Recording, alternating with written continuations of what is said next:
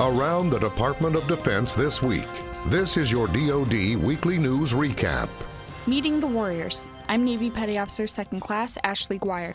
President Trump welcomed wounded warriors from across the country to the White House at the end of the Wounded Warrior Project's annual Soldier Ride, a 30-mile bike ride through Virginia and Maryland. I am thrilled to host the Wounded Warrior Project. It's been a long relationship I've had, and the Soldier Ride is something very, very special. Few people could do it. Soldier Ride is a 4-day cycling experience where wounded warriors in different stages of recovery meet to bike through the nation's capital while pushing their limits to gain a better understanding of what they're capable of.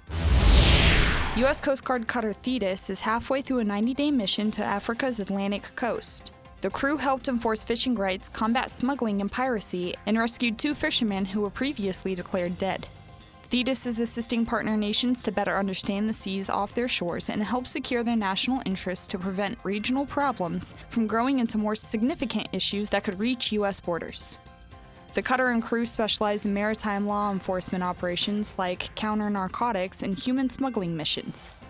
They deployed for 3 months to Africa's Gulf of Guinea region to share their expertise with African maritime nations. The operations officer on Thetis said the Coast Guard is a unique fit for this type of mission because its law enforcement authorities and skills. He said that's really what these nations are looking for, securing their maritime domains because their economies rely on them. Exercise participants are headed home after the Army concluded its week-long Pacific Partnership exercise, Palau 2019, at several locations on the small island chain of Palau in the western Pacific Ocean.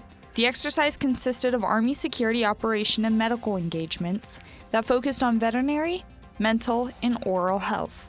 Exercise Palau was the first Army exercise and largest military presence on the islands in 37 years. Its goal was to strengthen relationships and readiness and to show the Army's support for the security, economy, and infrastructural interests of Palau, as well as a free and open Indo-Pacific region.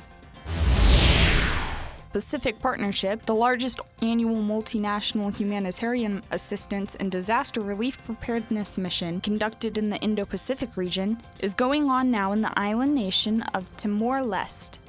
U.S. and partner nation troops and non-governmental organization volunteers will take part in a variety of events including first aid and preventative medicine training, healthcare symposiums, engineering projects, disaster response seminars, and community outreach engagements.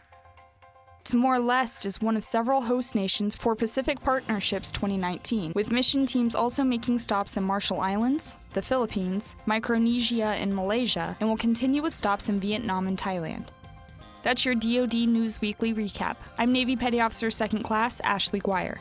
You can find more stories about your military at defense.gov and by using hashtag KnowYourMil.